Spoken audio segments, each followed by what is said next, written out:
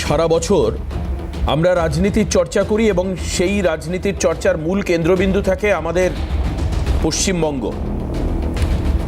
কিন্তু আপনাদের মনে থাকবে যে গত কয়েক বছর ধরে অনুপ্রবেশের একটা ইস্যু যেটা পশ্চিমবঙ্গের রাজনীতির সঙ্গে ওতপ্রোতভাবে জড়িয়ে গেছে এবং রাজ্যের বিরোধী দল বিজেপি তারা দাবি করে যে বাংলাদেশের অনুপ্রবেশকারীরা ভারতবর্ষের বিশেষ করে পশ্চিমবঙ্গের ডেমোগ্রাফিকে নষ্ট করে দিয়েছে, ডিপলি হ্যাম্পার করেছে।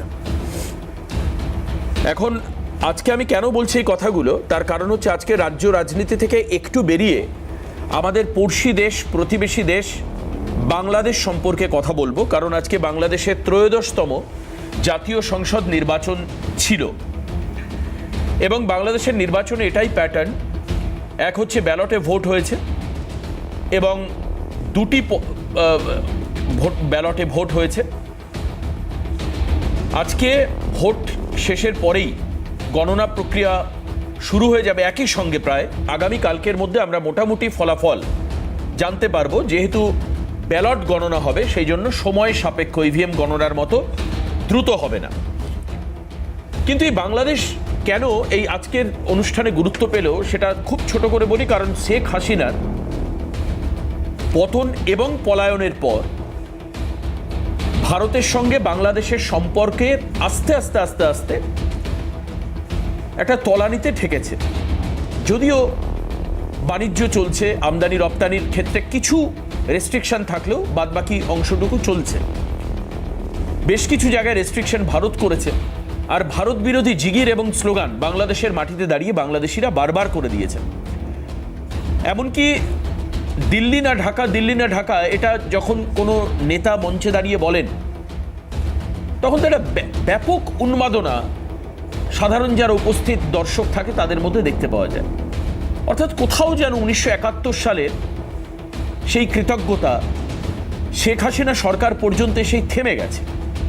তারপর অন্তর্বর্তীকালীন সরকার ইউনূসের সময় আমরা কখনোই দেখিনি যে খুব একটা সম্পর্কের বন্ধুত্ব বা মিত্রতা এটা একটা দৃষ্টান্ত সৃষ্টি করেছে, একটা দিগান্তকারী কোনো জায়গা পেয়েছে, কখনো পাইনি।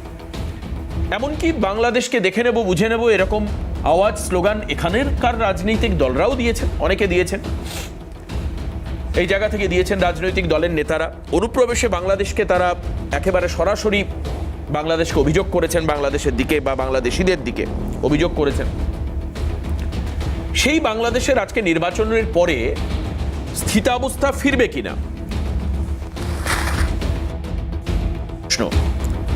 যে আজকের দিনে দাঁড়িয়ে স্থিতাবস্থা ফিরবে কিনা এই নির্বাচনের পর। আজকের নির্বাচনে যেটা দেখতে পাওয়া যাচ্ছে সেটা হচ্ছে আমিন শফিকুর রহমানের নেতৃত্বাধীন জামাত ইসলাম এবং তার বিরোধিতায় বিএনপি, অর্ধ শতাব্দী প্রাচীন রাজনৈতিক দল, বাংলাদেশে 51 বছরের এই রাজনৈতিক দল, তারা তারেক রহমান যার হচ্ছে চেয়ারম্যান, এদের বিরুদ্ধে মূলত লড়াই। তবে দুটো রাজনৈতিক দলের সঙ্গে অ্যালাইরা রয়েছেন, অর্থাৎ একটা জোট তৈরি করে তারা লড়াই করছেন। বিশেষত এই যে জুলাই আন্দোলন বা আগস্ট আন্দোলনের যে ইয়াং জেনারেশন যাদের মুখ দেখা যেত এবং বিভিন্ন জায়গায় ভারত বিরোধী বক্তব্য দিতেও তাদের শোনা গেছে, এরা কিন্তু এই জামাতে ইসলামের সঙ্গে তারা জোটে লড়ছেন। প্রশ্ন হচ্ছে যে ভারতের সঙ্গে সম্পর্কের উন্নতি হবে কিনা। কারণ কি, কেন তার কারণ হচ্ছে যদি আপনি জিওগ্রাফিক্যাল বা জিও লোকেশন দেখেন, জিওপলিটিক্সে গুরুত্বপূর্ণ ডেফিনেটলি, কিন্তু জিওগ্রাফিক্যালি যদি আপনি লোকেশন দেখেন তাহলে ভারতের প্রায় পেটের মধ্যে ঢুকে থাকা, ভারতের সীমার সঙ্গে 3 দিক থেকে আবিষ্ট হয়ে থাকা একটা দেশ হচ্ছে বাংলাদেশ। কাজেই বাংলাদেশে অস্থিরতা, উচ্ছৃঙ্খলতা বাড়লে এই সমস্যা আরও বাড়বে, এটা খুব স্বাভাবিক। তো কাজে সেখানে দাঁড়িয়ে আজকের অনুষ্ঠান, যারা আজকে অনুষ্ঠানকে আরও বেশি সম্ভ্রান্ত করবেন আলোচনার মাধ্যমে, তারা আমাদের সঙ্গে এসে উপস্থিত হয়েছেন। ফাল্গুনী পাত্র আমি স্বাগত জানাবো, বিজেপি মুখপাত্র আমাদের সঙ্গে রয়েছেন।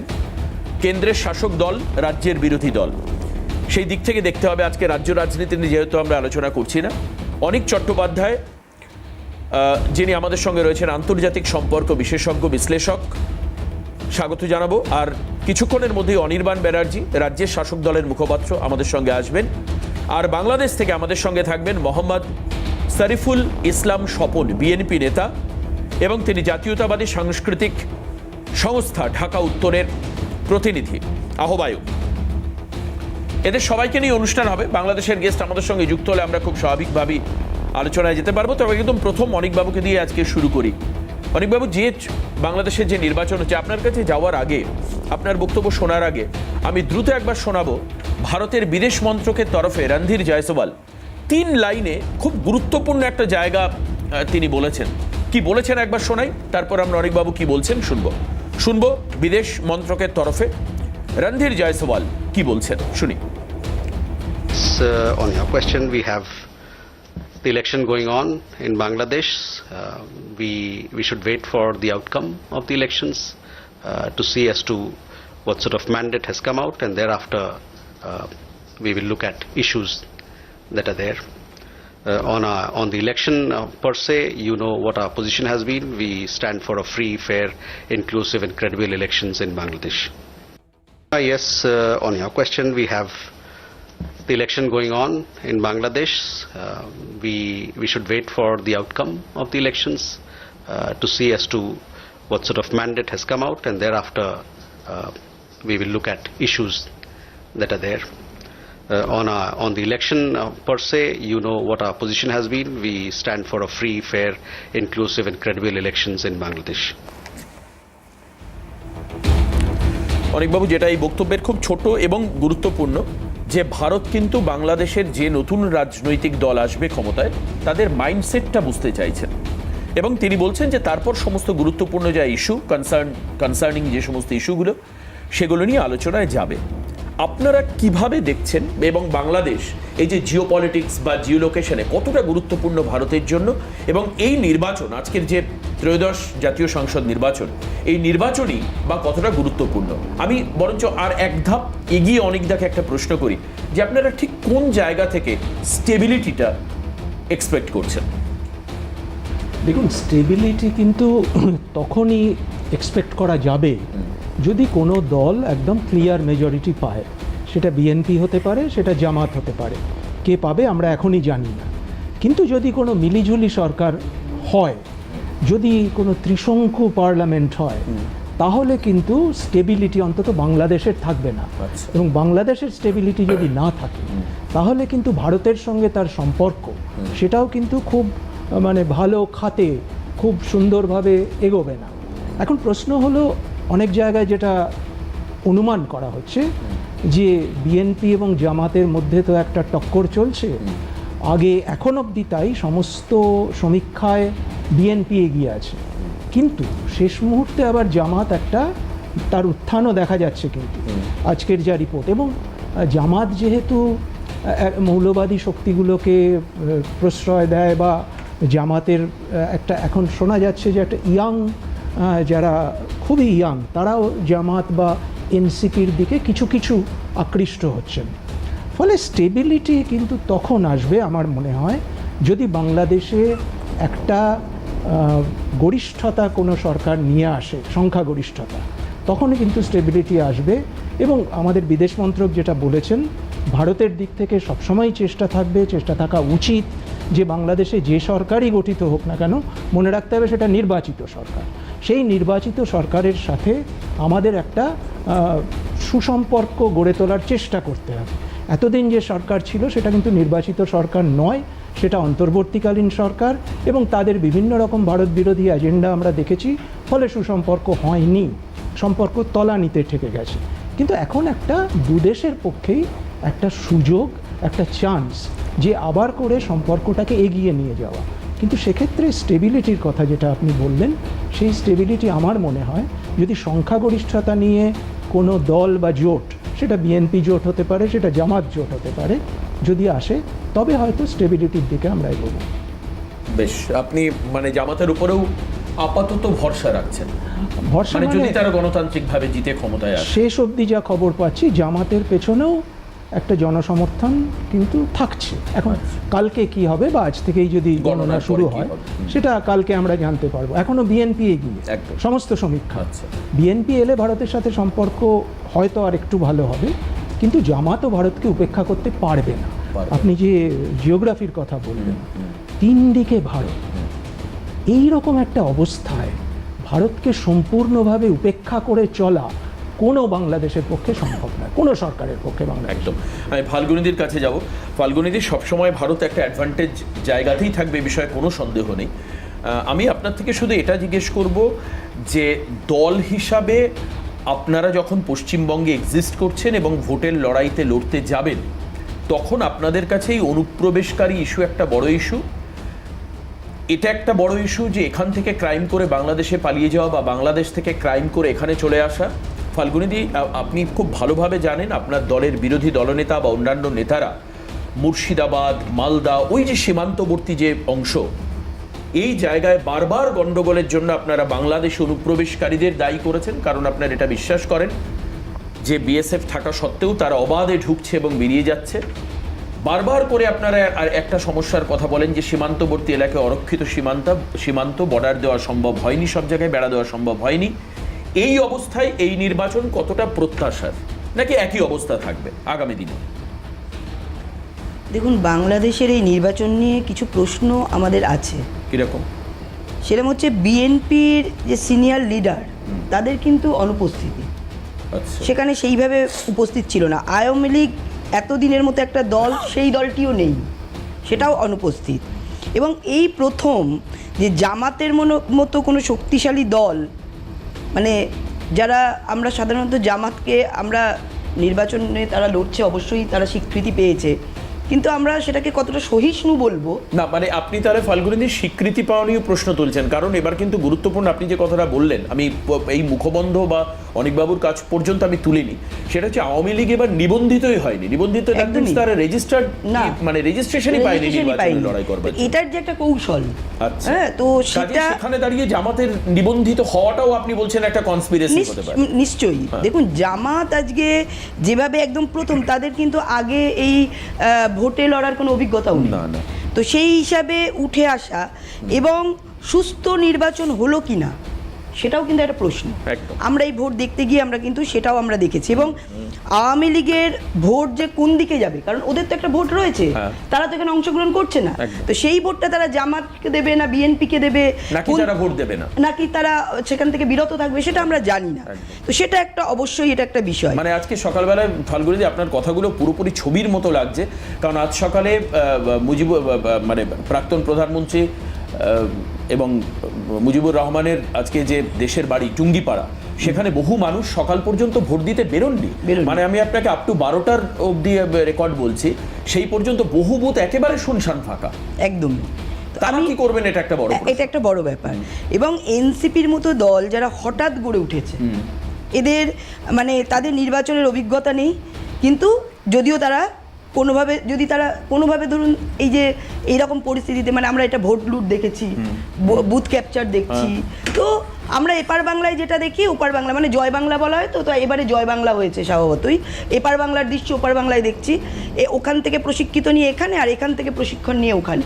তো যাই হোক, তো সেইভাবে যে ভোট হলে এই মানে আগামী দিনে এই যে তাদের মহিলাদের শিক্ষা, হ্যাঁ, ভবিষ্যৎ, বাণিজ্য, সুরক্ষা, তো এইসব ব্যাপারে তারা কতটা বাংলাদেশকে এগিয়ে নিয়ে যাবে বা তাদের কি ধরনের পরিকল্পনা আছে, এই বিষয় নিয়ে কিন্তু প্রশ্নচিহ্ন আছে। মানে আপনি নির্বাচন নিয়েই ফাল্গুনিদি at the end of the day প্রশ্ন তুলে দিচ্ছেন যে যারা নির্বাচিত হয়ে আসবে, যেটা অন্তত পক্ষে অনিকবাবু আমাদের কাছে খানিকটা আশা জাগিয়েছিলেন যে একটা নির্বাচিত সরকার, এবং সেই নির্বাচিত সরকার অন্ততপক্ষে অন্তর্বর্তীকালীন সরকারের থেকে বেটার হবে।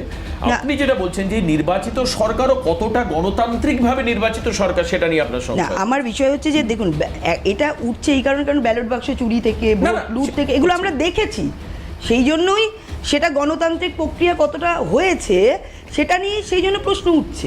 তো এটা স্বাভাবিক, কিন্তু আমরা যেটা চাই সেটা হচ্ছে যে ভালোভাবে সরকার তৈরি হোক, সেখানে শান্তি শৃঙ্খলা ফিরে আসুক, ভারতবর্ষের সাথে সম্পর্ক, আমরা আগাগোড়াই বাংলাদেশকে আমরা বন্ধু ভাবি, আমরা আমাদের যারা প্রতিবেশী দেশ আছে তাদের সবাইকে আমরা বন্ধুত্বের হাত সবসময় ভারত বাড়িয়ে দেয়, তো আমরা সেটা চাই।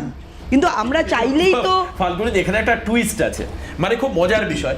এই যখন আগস্ট আন্দোলন হলো দিদি, তারপরে এই যে ভারতের বন্ধুত্বের হাত বাড়িয়ে দেওয়াটাকেই বাংলাদেশের একটা বড় জনগণ তারা ঠিকভাবে দেখছেন। একদমই। অনেকবাবু সামনে রয়েছেন সাক্ষী, উনিও জানেন, কারণ উনি নিশ্চয়ই খবর রাখেন। বাংলাদেশের একটা বড় অংশের মানুষ বলছে, একটা বড় অংশের ওই ইয়াং বা ইউথ এনসিপির যারা, তাদেরই অনেকেই বলেছেন যে অতিরিক্ত ভারত নির্ভরতা, এবং ফাল্গুনীতে আপনি চমকে যাবেন, হাসিনাকে ভারতের দালাল বলতে তারা বিন্দু মাত্র কোনটা হয়নি।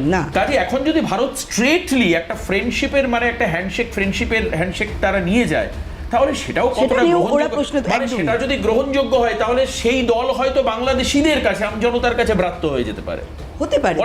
এখন আগে যে বাংলাদেশ পুরোটাই নির্ভরশীল ভারতের উপরেই ছিল তাদের স্বাধীনতা পাওয়ার ক্ষেত্রে, আজকে তারা নিজেদের স্বাবলম্বী মনে করছে, স্বাভাবিক, এটা হোক। কিন্তু তাদের যে পুরনো ইতিহাস ভুলে গিয়ে আজকে যারা বন্ধুত্বের হাত বাড়িয়ে দিচ্ছে সেটা নিয়ে প্রশ্ন তোলা, তাদের দিকে বারবার আক্রমণাত্মক হওয়া, যেটা তাদের পক্ষে কতটা সম্ভব আমরা জানি না, কিন্তু তাদের ইচ্ছে, তাদের প্রতিক্রিয়া সবটাই কিন্তু আমরা এই মিডিয়ার মাধ্যমে আমরা দেখতে পেয়েছি। অসাধারণ ফাল্গুনী, খুব খুব ইম্পর্টেন্ট জায়গাগুলো আপনি ধরলেন। বরঞ্চ ফাল্গুনীদি আমাদের এই বাংলার রাজনীতি নিয়ে যত সুন্দর আলোচনা করেন, তার থেকে অনেক বেটার বাংলাদেশের রাজনীতি নিয়ে আলোচনা করলেন। এবার এই জায়গায় একটা ব্যাপার, যে এই যে কতটা আমরা সফল হব, আমার স্বপ্ন দেখা আর বাস্তবিক ক্ষেত্রে ভারত নির্ভরতা বাংলাদেশ কমাতে পেরেছে কিনা, এটা তো একটা মানে শত কোটি টাকার প্রশ্ন। কারণ আমরা দেখেছি যে ভারত যখন বন্দর বন্ধ করছে, ভারত যখন বিজনেসের ক্ষেত্রে রেস্ট্রিকশন নিয়ে আসছে, ভারত যখন সুতো রপ্তানির ক্ষেত্রে পরিষ্কার বলে দেওয়া হচ্ছে যে সুতো রপ্তানি করবে না, বাংলাদেশের টেক্সটাইল মিল একটা বড় ইন্ডাস্ট্রিয়াল হাব, তাদের মাথায় হাত পড়ে যাচ্ছে যে ইন্ডাস্ট্রি চলবে কি করে, এক্সিস্ট করবে কি করে, উঠে যাবে, বলছে 80% কোম্পানি কারখানা বন্ধ হয়ে যাবে যে এই বস্ত্র উৎপাদন। কিন্তু আবার অন্যদিকে দাঁড়িয়ে ভারত নির্ভরতা মানবে না নতুন সমাজ, অর্থাৎ জেনজি। এখানে প্রশ্ন আসছে যে বাংলাদেশের এই অবস্থানের পেছনে আমেরিকার কোনো হাত নেই তো? আমেরিকার বা পাকিস্তানকে মধ্যস্থতা করে বাংলাদেশকে মাথা খারাপ করে দেওয়ার মতো জায়গা নেই তো? আর সেখানে ফাল্গুনীদের কটাক্ষ ছিল, ওখানেও যেরকম ভোট চুরি ছাপ্পা হচ্ছে, আসলে বাংলায় তো কিছু মানুষ জয় বাংলা বলেন, এখন ক্যামেরার সামনে অনির্বাণ আসবে, পেছনে বসে দাঁত কড়মড় করছে যে গিয়েই বসে ফাল্গুনীদিকে যোগ্য জবাব দিতে হবে। আসুক অনির্বাণ, দেখা যাক কি বলে। বাংলাদেশ আর বাংলাকে এক করে দেখছেন ফাল্গুনীদিরা। কি বলছে তৃণমূল কংগ্রেস শোনাবো আপনাদের। বাংলাদেশ থেকে আমাদের সঙ্গে একটু মার্জনা করবেন, আমাদের গেস্ট চেঞ্জ হয়েছে। বর্ষিয়ান বিএনপি নেতা মনিরুল ইসলাম রবি আমাদের সঙ্গে যুক্ত হবেন। মনিরুল বাবু আমার পূর্ব পরিচিত, বহু আলোচনা আমার সঙ্গে রয়েছেন, কাজে খুব ভালো লাগবে আপনাদের আলোচনা। সঙ্গে থাকুন, বিরতি নিয়ে ফিরে আসছে। অনির্বাণ ব্যানার্জি আমাদের সঙ্গে স্টুডিওতে রয়েছে, তৃণমূলের প্রতিনিধি। অনির্বাণকে স্বাগত জানাবো, একই সঙ্গে আমি স্বাগত জানাবো মনিরুল ইসলাম রবি। আজকে এই নিয়ে দ্বিতীয়বার আমাদের সঙ্গে মনিরুল ইসলাম রবি বাংলাদেশ থেকে রয়েছেন। সংযোগের একটু অসুবিধা হবে আমি জানি, আজকে হয়তো হবে, তবে আমরা আশা করব যে মনিরুল সাহেবকে দিয়ে শুরু করতে। মনিরুল সাহেবকে কাছে কি এখন যাওয়া যাবে? আচ্ছা, মনে হচ্ছে না এখন কথা ঠিক শোনা যাবে হয়তো বা। মনিরুল সাহেব, আপনাকে যেটা বলতে চাইবো, আজকে আমরা কতগুলো অপ্রত্যাশিত ছবি দেখলাম। যেরকম আমরা দেখলাম হচ্ছে মহিবুজ্জামান কাজী খুলনাতে, যিনি আপনাদের দলের খুলনা মেট্রোপলিটনের প্রাক্তন সচিব, তার আজকে মৃত্যু হলো, এবং হলো কি সেটা জামাতের সঙ্গে ধাক্কাধাক্কিতে। রাজ্জাক মিয়া বলে আরেকজন ব্যক্তি, তিনিও মারা গেলেন ভৈরবে, আগানগর দক্ষিণ পাড়ায়। একাধিক জায়গায় ভোট লুট, ভোট চুরি, ছিনতাই, গন্ডগোল, মারামারি হলো। সব ক্ষেত্রে অভিযুক্ত হচ্ছে জামাত। এরপরেও আপনি বলবেন যে গণতান্ত্রিকভাবে সঠিকভাবে নিশ্চিন্তে নির্বাচন আজকে হলো? কি বলবেন আপনি? এখন পর্যন্ত দাদা, আমরা আপনাকে ধন্যবাদ এবং আপনার টিভির সকল দর্শক শ্রোতাকে শুভেচ্ছা অভিনন্দন আছে। এখন পর্যন্ত যে অবস্থা আছে তাতে নির্বাচনে, আমি আপনাকে সকালবেলায় বলছিলাম যে মৌলবাদীদের একটা উত্থান এই অঞ্চলে ঘটেছে। আচ্ছা, সেটাকে কিন্তু অস্বীকার করা যাবে না। সেটা কি জামাতের হাত ধরে? অত্যন্ত না, এটা তো তাদের হাত ধরেই। কারণ হলো, আগে যারা নাকি আপনার জঙ্গি সংগঠন ছিল, জেএমবি নিষিদ্ধ হয়ে গেছে, হিজবুত তাহরির নিষিদ্ধ হয়ে গেছে, আনসারুল্লাহ টিম নিষিদ্ধ হয়ে গিয়েছে। এখন তো নিষিদ্ধের তালিকায় আর জামাত নাই, জামাতেই একমাত্র ওপেন রাজনীতি হচ্ছে। তাদের সংগঠনের ছত্রছায়া যে এই সমস্ত নিষিদ্ধ হয়ে গিয়েছে, যারা নিষিদ্ধ সংগঠন, তাদের যারা কর্মী সমর্থক তাদের তো সিমিলারিটি আছে, তাদের সাথে মিল আছে, যোগাযোগ আছে, এবং তারা আশ্রয় কেন্দ্র হিসাবে জামাতকে গ্রহণ করে নিচ্ছে, এবং সেজন্যই আজ তাদের হাতে দেশ অনেকের করতে যাচ্ছে। না, তা এখন এই যে ভোট হলো, এর ফলাফলের উপর প্রভাব পড়বে না তো? এই গন্ডগোল, মারামারি, ময়মনসিংহের শেরপুরে তো আমি দেখছি ব্যালট বক্স নিয়ে রীতিমতো টানাটানি করছে দুই পক্ষ। নির্বাচনে তো সারা ভারতবর্ষের নির্বাচন করেন 7 দিন 8 দিন লাগে। হ্যাঁ, এই সমস্ত নির্বাচনে আপনার দেশে যেরকম সমস্যা হয়, আমাদের দেশেও ঠিক এই ধরনের কিছু লোক আছে যারা অলওয়েজ সমর্থন করে। এটাকে আমরা ওই চোখে দেখি না ব্যাপকভাবে, যেটা নাকি আপনার একটা কেন্দ্রের ঘটনা, যেখানে 290 কেন্দ্রে একটা আসনের জন্য নির্ধারিত, সেখানে একটা কেন্দ্রের এই ছিনতাই বা ভোট গণনায় ভুল ত্রুটিতে 289টা কিন্তু এটা রেজাল্টের উপরে। বেশ বেশ বেশ, এতে আমি খানিকটা আশ্বস্ত হলাম যে আপনি বলছেন যে গন্ডগোলের ঘটনাটা বিক্ষিপ্ত, অর্থাৎ ভোটের যেটা রেজাল্ট আসবে অ্যাটলিস্ট বিএনপি পরবর্তীকালে দাবি করতে পারবে না যে ভোট লুট হয়ে গেছে। যে ফলাফলই আসুক, জিতলে তো কোনো সমস্যাই নেই আর কি। আমি অনির্বাণ রয়েছে, আপনি আমাদের সঙ্গে থাকুন। অনির্বাণ রয়েছে। অনির্বাণ, একটু আগে ফাল্গুনিতে একটা মারাত্মক অভিযোগ করেছেন, যেটা হচ্ছে উনি বলছেন যে আমরা এখানে যেরকম কারচুপি, লুটতরাজ, ভোটের দিন মারদাঙ্গা, ব্যালট বক্স টেনে নেওয়া, ব্যালট পেপার খেয়ে ফেলা, এই সমস্ত আজব তাজব নানান ঘটনা দেখি, বাংলাদেশেও ঠিক সেরকম ঘটনা। কারণ হচ্ছে ওখানেও বলে জয় বাংলা, এখানেও জয় বাংলা। আমার প্রশ্নটা তোমার কাছে এটাই, এই যে অনুপ্রবেশ ইস্যু বা ভারতের সঙ্গে বাংলাদেশের সম্পর্কের নানান ইস্যু, সেক্ষেত্রে তো বিজেপি পরিচালিত সরকারই একটা নির্ণায়ক ভূমিকা নেবে। তুমি কতটা প্রত্যাশা করো বিজেপির কাছ থেকে এই বিষয়ে, আন্তর্জাতিক সম্পর্ক উন্নয়নের ক্ষেত্রে? দেখো, অসাধারণ প্রত্যাশা রয়েছে বিজেপি সরকারের কাছে। তারা এত ভালো কাজ করছে যে একটু আগে টেক্সটাইল ইন্ডাস্ট্রির কথা হচ্ছে, বাংলাদেশের টেক্সটাইল ইন্ডাস্ট্রি অত্যন্ত বিখ্যাত আমরা জানি। তাদের ওপর ডোনাল্ড ট্রাম্প 0% ট্যারিফ চাপিয়েছেন, ভারতের ওপর চাপিয়েছেন 18%। এত ভালো বিদেশ নীতি যে পরিচালনা করছেন, তার থেকে আমরা নিশ্চয়ই আরও ভালো এক্সপেক্ট করতেই পারি যে 18%কে যে কোনো সময় 50% নিয়ে চলে যাবেন। তো ডোনাল্ড ট্রাম্পের সঙ্গে নরেন্দ্র মোদীর এত ভালো বন্ধুত্ব যে তিনি ইচ্ছামতো ট্যারিফ চাপান, ইচ্ছামতো চোখ রাঙান, ইচ্ছামতো যুদ্ধ বন্ধ করে দিতে বলেন, তিনি যা বলেন নরেন্দ্র মোদী করে দেন। এত ভালো বিদেশ নীতি থাকতে আমাদের অন্য কোথাও তাকানোর কোনো দরকার নেই। অতএব বিজেপির প্রতি আমাদের আশা আকাঙ্ক্ষা দিন দিন বাড়ছে। যখন নরেন্দ্র মোদী ক্ষমতায় এসছিলেন বা আসার যে ক্যাম্পেইন তিনি করছিলেন, তখন ডলার পিছু যা টাকার দাম ছিল আজকে তার চেয়ে প্রায় দ্বিগুণ হয়ে গেছে। এত ভালো ব্যবস্থা বিদেশ নীতি নিশ্চয়ই আমরা আশা রাখি। সে সময় পেট্রোলের দাম ইত্যাদি যা ছিল আর 2-3 গুণ হতে চললো। এরা অসাধারণ বিদেশ নীতি। একটু সস্তায় রাশিয়া বা অন্য জায়গা থেকে পেট্রোল একটু কেনাকাটি হচ্ছিল, সেটাও ডোনাল্ড ট্রাম্প বলেছেন এক্ষুনি বন্ধ করো, নরেন্দ্র মোদী বন্ধ করে দিয়েছেন। এত ভালো বিদেশ নীতি থাকতে আমাদের কি অন্য কারো কাছ থেকে আশা করা উচিত? একদম উচিত নয়। সুতরাং সেই জায়গা থেকে বিজেপির প্রতি আমাদের প্রচুর আশা যে নরেন্দ্র মোদী থাকতে থাকতে ডলার পিছু টাকার দাম 150-200 চলে যেতে পারে, পেট্রোলের দাম 500-700 আমরা দেখে নেব, এবং ডোনাল্ড ট্রাম্প যেমন বলবেন ঠিক সেইভাবেই বিদেশ নীতি ভারতের পরিচালনা হবে। আমাদের যে চাষি ভাইদের যে সুরক্ষিত বাজারটি ছিল সেটা উন্মুক্ত করে দেওয়া হয়েছে আমেরিকার সামনে। আমরা এরপরে দেখব আমেরিকার তরফ থেকে যা যা বলা হচ্ছে, যা যা কিনতে বলা হচ্ছে আমরা কিনবো। যে পরিমাণ জিনিসপত্র আমেরিকা থেকে ইম্পোর্ট করা হতো, এক ধাক্কায় $100 বিলিয়ন বাড়িয়ে দেওয়া হয়েছে, কিন্তু তারা আমাদের থেকে কিছু নেবে কিনা তার কোনো ঠিক নেই। এরকম অসাধারণ বাণিজ্য চুক্তি করা হয়েছে, এরপরও যদি দেবাশিস কেউ আপত্তি জানায় যে না নরেন্দ্র মোদী ভালো কাজ করছেন না, সে নেহাতি বোকা। আমি এখানে এফটিন ফাইল বা আদানির যে সমন এসব নিয়ে কথা বলতে যাব না। কে কোথায় গিয়ে কার সামনে নাচবেন গাইবেন সেটা একান্তই তাদের ব্যাপার। এবার ভারতবর্ষে যে অসাধারণ উন্নতি হচ্ছে এটা নিশ্চয়ই তুমিও বুঝতে পারছো। তোমার মনের মধ্যে যতই পদ্ম ফুটুক, অন্য কিছু না ফেটে গেলেই হলো, মানে আমি বলি জীবনযাত্রার মান।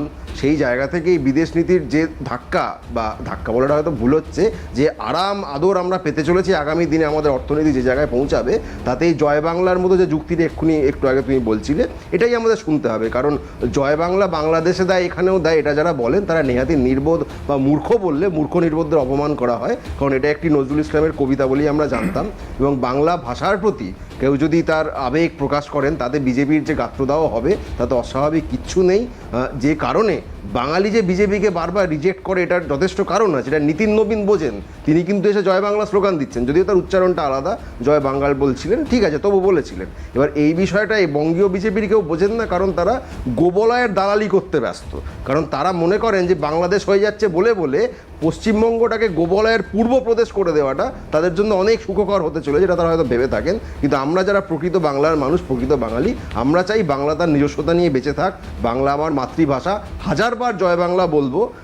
মুক্তিযুদ্ধে যেমন পাকিস্তানের হানাদারদের সামনে দাঁড়িয়েও সেখানকার মুক্তিযোদ্ধারা জয় বাংলা বলা ছাড়েনি, আমরাও গোবলয়ের যারা দালাল বা তারা যারা হানাদার যারা, তাদের সামনে দাঁড়িয়েও আমরা জয় বাংলা বলা ছাড়বো না। কারণ এখানে বাংলা মানে আমার মাতৃভাষা সর্বোচ্চ, এটা দালালরা বুঝবে না। বেশ, এই পুরো অনির্বাণের পুরো বক্তব্যে অনির্বাণ এক জায়গায় আমাকে আক্রমণ করলো পদ্ম ফোঁটা নিয়ে। এখন ব্যাপার হচ্ছে যে জাতীয় ফুল যদি আমার হৃদয়ে ফোটে, তাহলে যদি অনির্বাণের আপত্তি থাকে, তাহলে অনির্বাণের কাছে কি ফুল ফোটে সেটা আমার কাছে জিজ্ঞাসার বিষয়। পদ্ম জাতীয় ফুল। দ্বিতীয়ত, উত্তরপ্রদেশের গোবলয়ের পূর্ব বলয় বলছেও পশ্চিমবঙ্গও হয়ে যাবে। কিন্তু আবার এটাও তো অভিযোগ উঠছে যে এরকম যদি অনুপ্রবেশ ঘটতে থাকে, তাহলে বাংলাদেশের পশ্চিম বাংলাদেশ হতে পশ্চিমবঙ্গের বেশি সময় লাগবে না, এটাও তো আছে।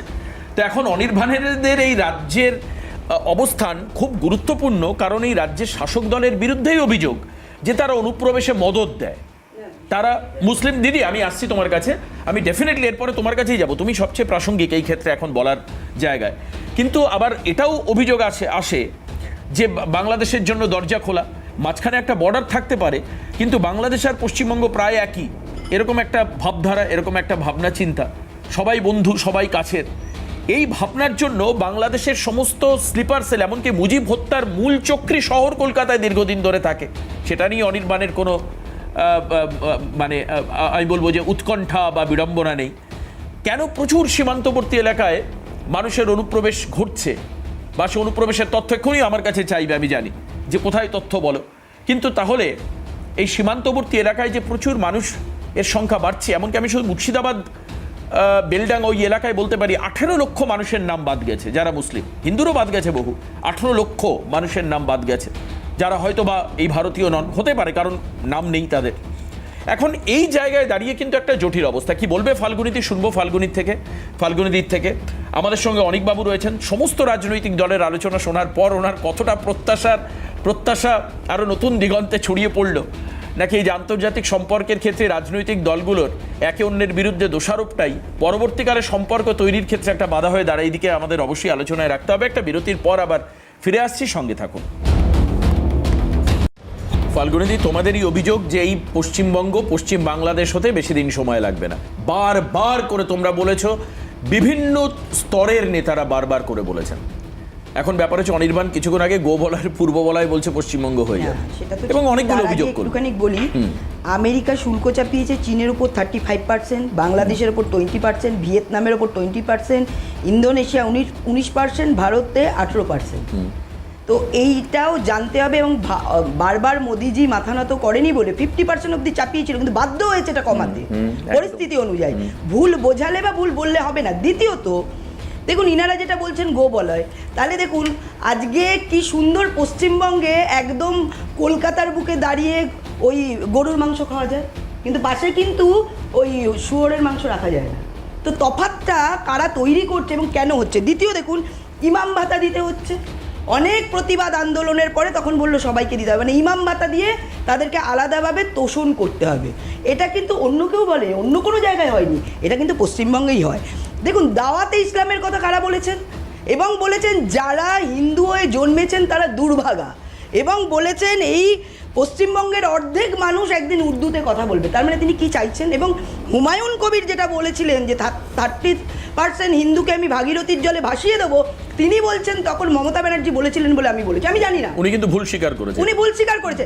কারণ হচ্ছে এইটা থেকেই আমরা বারবার বলেছি যে এত কথা হচ্ছে কেন মমতা ব্যানার্জি তাদের বিরুদ্ধে একটাও কোনো স্টেপ নেননি। তাহলে এটা কোন বলয়? এটা কি সেই জয় বাংলার বলয়? আমি যেটা বললাম যাহা ওটা তাহাই এটা, আমি তো এখানে যা হচ্ছে ওখানে তাই দেখছি। তাহলে উনি যেটা গোবলয় বলতে চাইছেন, তাহলে এটা কোন বলয়? এটা কি ওই জামাতেদের বলয়? এটা কি একটা জায়গা দেখো অনুপ্রবেশকারীদের বলয়? ফাল্গুনীদি, একটা জিনিস আমি বুঝলাম এসব প্রশ্ন, কিন্তু শেখ হাসিনার সঙ্গে মমতা বন্দ্যোপাধ্যায়ের অত্যন্ত ঘনিষ্ঠ সম্পর্ক ছিল, শাড়ি দেওয়া নেওয়ার মতো সম্পর্ক ছিল। আবার প্রধানমন্ত্রী নরেন্দ্র মোদীর সঙ্গেও শেখ হাসিনার খুব ভালো সম্পর্ক ছিল, এবং তার সময় ভারতবর্ষের যে ভারত বাংলাদেশ সম্পর্ক গড়ে উঠেছিল, এতাবৎকালে এত মধুর মিত্রতার সম্পর্ক কখনো হয়নি। যেহেতু আমাদের বাংলাদেশ আজকে ইস্যু, সেখানে দাঁড়িয়ে তোমাদের কাছে রিলায়েবল ইন্টারন্যাশনাল পার্টনার বা বলা যেতে পারে যে ডেমোক্রেটিকভাবে জিতে আসা সরকার কি হতে পারে?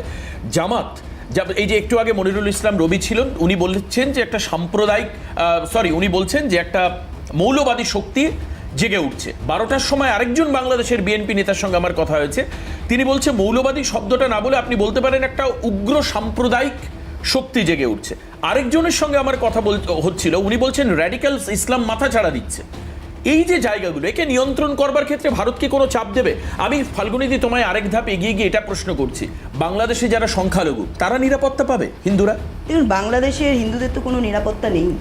তাহলে কি দীপু দাসের মতো একদম। এরকম গাছে এরকম টাঙিয়ে রেখে একদম। তাকে এরকম উল্লাসের সাথে তাকে মৃত্যুর পরে সেটা ভিডিও ফটো করে সেটা চারিদিকে ছড়ানো হয়? তাই তো। তো সেটা নেই।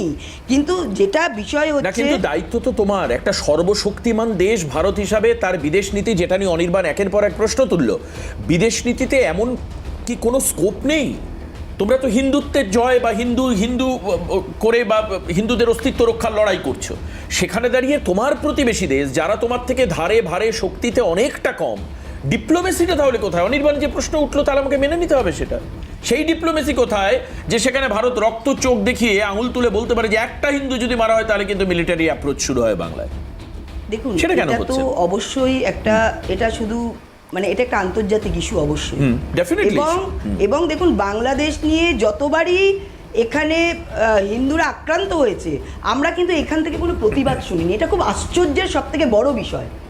আজকে যে কোনো মৃত্যুই, আজকে পরিযায়ী শ্রমিক মারা গেছে সেটা নিয়ে কেউ বললে নিশ্চয়ই সেটা দুঃখের এবং বলা উচিত। কিন্তু আজকে যখন দীপু দাসের হত্যা হচ্ছে, যখন আমরা দেখতে পেলাম ওই চন্দন দাস আর তার বাবার হত্যা হলো, সেটা নিয়ে কিন্তু হরগোবিন্দ দাস, সেটা নিয়ে কিন্তু কোনো কথা উঠলো না, কেবল হিন্দু হওয়ার অপরাধে। সেটা ওপার বাংলাতেও যা ঘটছে, সেটা এপার বাংলাতেও সেই একই জিনিস ঘটছে। আপনি একটু আগে বললেন যে শেখ হাসিনার সাথে যেরকম মমতা ব্যানার্জির ভালো সম্পর্ক, ঠিক তেমনই মোদিজিরও ভালো সম্পর্ক, এটা দেখা উচিত, হওয়া উচিত।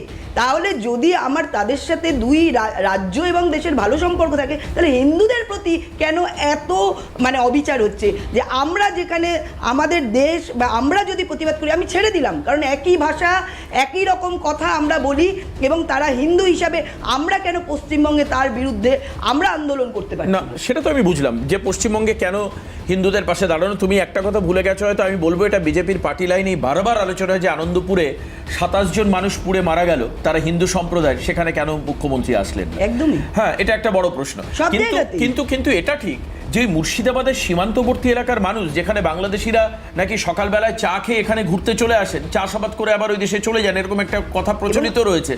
ইজি অ্যাপ্রোচ, মানে ইজি কাম ইজি এন্ট্রি ইজি এক্সিট আছে। এবার ব্যাপার হচ্ছে সেখানে যখন গন্ডগোল হয়, এই যে কয়েকদিন আগেই যে তোমার পরিযায়ী শ্রমিকের মৃত্যু, তার আগে যেটা হলো ওয়াকআপ বিল নিয়ে, এই গন্ডগোলের সময় মানুষ, নুপুর শর্মা, হ্যাঁ নুপুর, অনির্বাণ, এটা খারাপ লাগবে যে সেখানকার সাধারণ মানুষ, শামসেরগঞ্জের মানুষ, সুতির মানুষ, তারা এলাকার পুলিশের উপর বিশ্বাস রাখতে পারে না। আমি ম্যাসিভ আকারে মানুষের ইন্টারভিউ নিয়েছি অনির্বাণ, তুমি নিশ্চয়ই বিলিভ করবে, তারা প্রত্যেকে বলছে পুলিশ আমাদের নিরাপত্তা দিতে পারবে না, আমাদের কেন্দ্রীয় বাহিনী বা বিএসএফ বা আধা সামরিক বাহিনী। এবং তারা নিজের জায়গা থেকেই মালদা, ছোট্ট করে অনির্বাণ বলুক, এরপর আমি অনেকদের কাছে আসবো। সেটা হচ্ছে এইখানে মূলত বাংলাদেশে সেখানকার সংখ্যালঘুদের নিরাপত্তা জড়িত উদ্বেগের প্রতিক্রিয়া ফাল্গুনীদি বলছেন আমাদের এখানে কিছু হয় না। আমি ধরে নিলাম সাধারণভাবে কোনো দল সংগঠন ইত্যাদি সাধারণভাবে যতটা প্রতিবাদ করলে ভালো হতো সেটা করেন, এটা ফাল্গুনীদের অভিযোগ।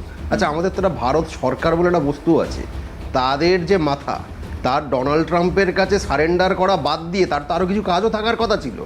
মোহাম্মদ ইউনিস যে সরকার চালান কোট আন কোট, প্রথম কথা সেটাকে সরকার হিসেবে স্বীকৃতি ভারত সরকার আজ অবধি দিয়েছে কি? এই প্রশ্নের কোনো উত্তর আজও দেয়নি। অর্থাৎ কার স্বীকৃতি বলছো?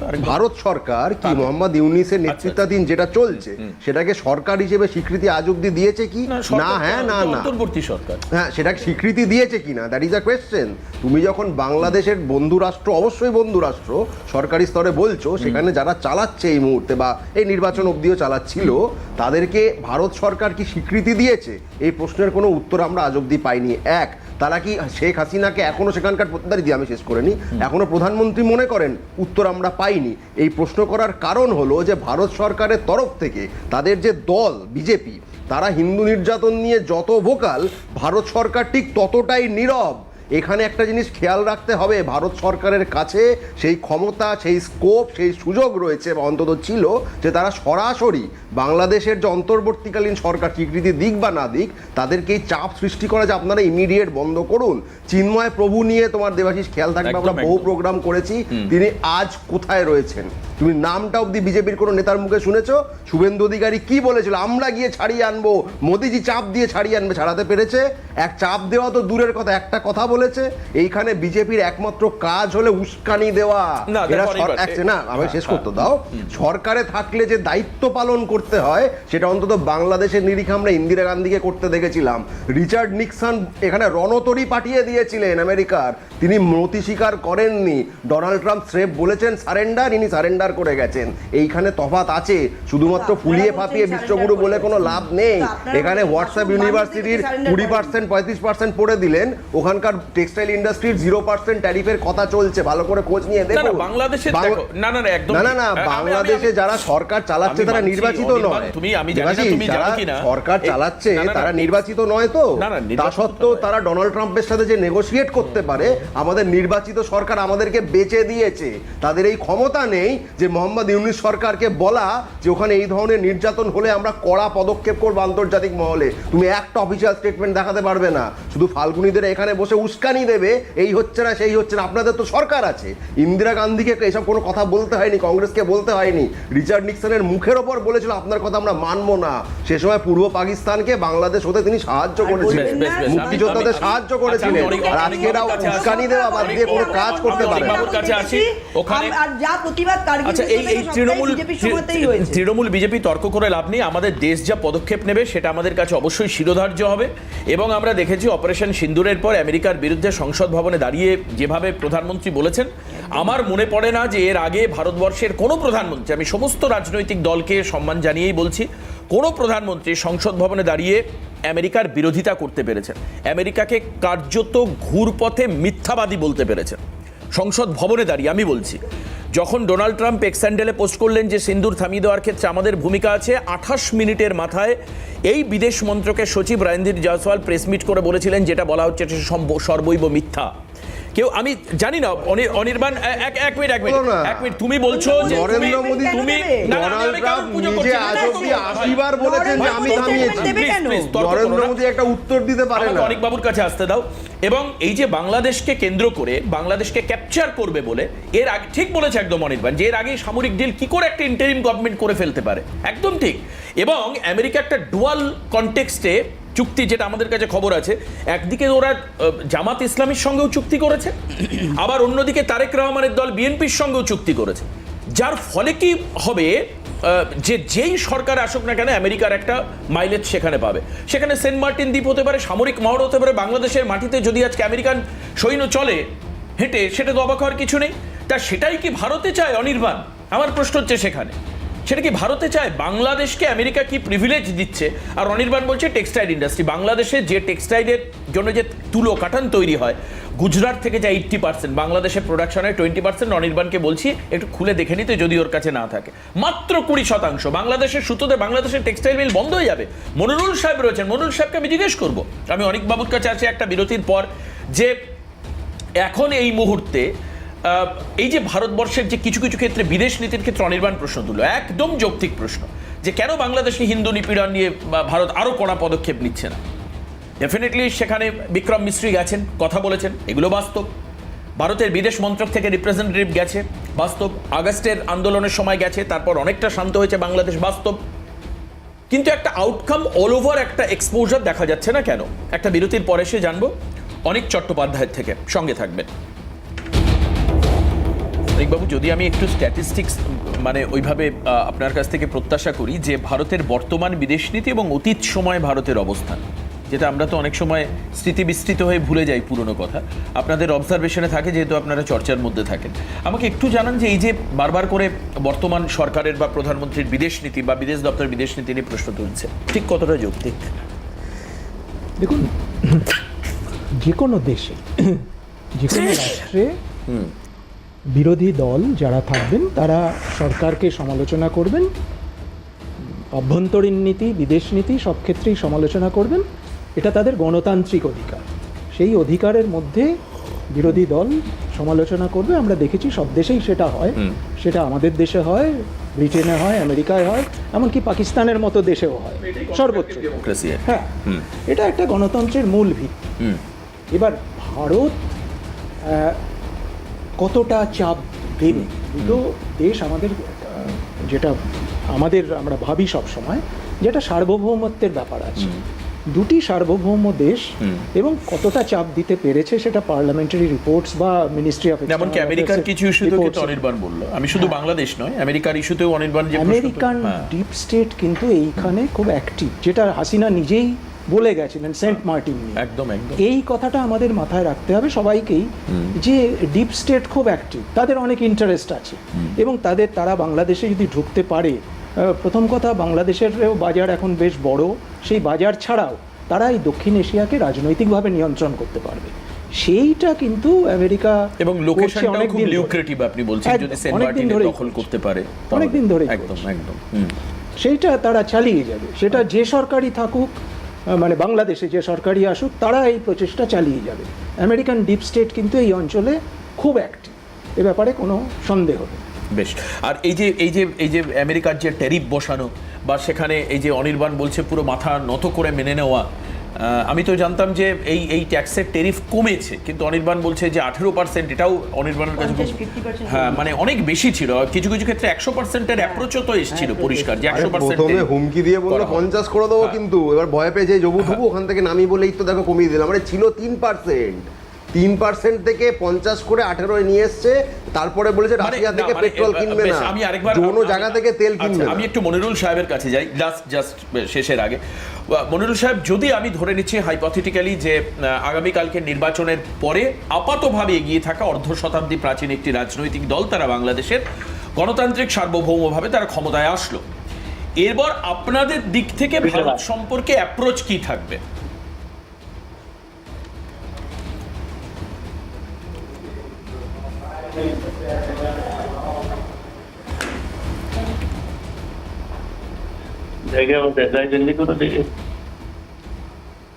মনিরুল সাহেব শোনা যাচ্ছে?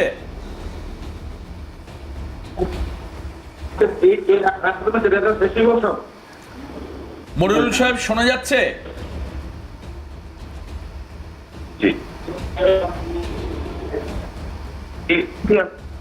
না, মনে হচ্ছে না আসছে। ফাল্গুনিটি, তুমি শেষে যদি কিছু বলতে চাও। হ্যাঁ, দেখুন, কেন্দ্রীয় বিদেশ মন্ত্রক রাজ্যসভাতেই জানিয়েছিলেন যে সরকার বাংলাদেশের সংখ্যালঘুদের উপর আক্রমণের যে রিপোর্ট, সেটা কিন্তু নজর রাখছে এবং সংখ্যালঘুদের বাড়িঘর সম্পত্তি ব্যবস্থা, ধর্মীয় স্থানের ওপর যে হামলা, সমস্ত ঘটনার ওপরেই কিন্তু সরাসরি কেন্দ্র সরকারের কিন্তু একটা পুরো মানে তাদের কি বলবো দৃষ্টি ছিল। এবং কেন্দ্রীয় বিদেশ মন্ত্রক প্রতিমন্ত্রী কীর্তিবর্ধন সিংহ বলেছিলেন, ভারত ধারাবাহিকভাবে বাংলাদেশের কর্তৃপক্ষের কাছে রাজনৈতিক ও কূটনৈতিক উভয় স্তরেই সংখ্যালঘুদের নিরাপত্তা বিষয়টি উত্থাপন করেছেন এবং আপনারা জানেন বিদেশ মন্ত্রক সেখানে গেছিলেনও বারবার করে এবং সেখানকার বিষয়টা নিয়ে তাদেরকে বলেছেন। এবং 4 এপ্রিল 2025 বাংলাদেশের প্রধান উপদেষ্টা মোহাম্মদ ইউনূসের সঙ্গে সাক্ষাতের সময় প্রধানমন্ত্রী নরেন্দ্র মোদী এই বিষয়টি সরাসরি উত্থাপনও করেছিলেন। আচ্ছা, তো স্বভাবতই যেটা বলা হচ্ছে, দেখুন, ওটা অন্তর্বর্তী যে সরকার চলছে, বাইরে থেকে আমরা তো হস্তক্ষেপ করতে পারি না, এটা একটা কূটনৈতিক বা বিদেশ নীতি যেটা রয়েছে তার মাধ্যমেই সেটাকে এগিয়ে নিয়ে যেতে হবে। যেরকম বাংলাদেশ বলতে পারে সরাসরি যে আমরা চিকেন নেক কেটে নেবো, এটা করে দেবো, ওটা করে দেবো, ভারতবর্ষ সেরকমভাবে করতে পারে না, কারণ ভারতবর্ষ যেভাবে চলে তার সাথে যদি আমরা বাংলাদেশকে গুলিয়ে ফেলি কোথাও, তাহলে সেটা কখনোই সম্ভব নয়। ভারতবর্ষ ভারতবর্ষের মতনই চলছে এবং সেটা অবশ্যই নজর রাখছে। এবং এই যে বলা হচ্ছে না ডোনাল্ড ট্রাম্পের যে রক্তচক্ষু, তার সাথে সরাসরি যারা জবাব দিচ্ছে বা টক্কর দিচ্ছে বা তাকে এড়িয়ে যাচ্ছে, তার নাম হচ্ছে ভারতবর্ষ, একমাত্র ভারতবর্ষ, যাকে বর্তমান ডোনাল্ড ট্রাম্প ভয় পাচ্ছে এবং ভয় পেয়েই তারা কিন্তু তাদের যে শরীর খারাপ হয়ে যাবে, আমরা চাই না সেটা। আচ্ছা বেশ, তবে সময় বলে দেবে কি হচ্ছে কি হচ্ছে না। এটা খুব ভালো হতো যে বাজেট ঘোষণার দিন ঘোষণা করা, পরের দিন লক্ষ্মীর ভাণ্ডারের 500 টাকা বেড়ে যাওয়া, এরকম হলে মনে হয় খুব ভালো হতো। যাই হোক, কিন্তু ব্যাপার হচ্ছে যে মানুষ এখন ওই সাময়িক আপাত প্রাপ্তিকে বেশি গুরুত্ব দেয়, এবং সেই কারণের জন্যই হয়তো এই আন্তর্জাতিক সম্পর্ক বা বিদেশ নীতি বা কূটনীতি এসবগুলো আমাদের এই প্যানেলে আলোচনা না করাটাই হয়তো বা বেটার। কি হচ্ছে সেটা অবশ্যই দেখা যাবে। দেশের প্রতি আমাদের শ্রদ্ধা রয়েছে, দেশের যে দিগদর্শন, যে ভাবনা চিন্তা, তাদের কূটনীতি এবং বিদেশ নীতি নিশ্চিতভাবে দেশের ক্ষতি করবে না, এটাই আমরা ভারতবাসী হিসেবে সবাই মনে করি। অনেক ধন্যবাদ জানাই। মনিরুল ইসলাম রবি বিএনপি নেতা আমাদের সঙ্গে ছিলেন, ফাল্গুনী পাত্র আমাদের সঙ্গে ছিলেন, অনির্বাণ ব্যানার্জি আমাদের সঙ্গে ছিলেন, অনিক চট্টোপাধ্যায় আমাদের সঙ্গে ছিলেন। সবাইকে ধন্যবাদ জানিয়ে, সর্বোপরি আপনাদেরকে অনেক ধন্যবাদ জানিয়ে সঙ্গে থাকবার জন্য আজকের এই অনুষ্ঠান শেষ করছি। পরবর্তী খবরের জন্য নজর রাখুন ক্যালকাটা নিউজে, সঙ্গে থাকুন।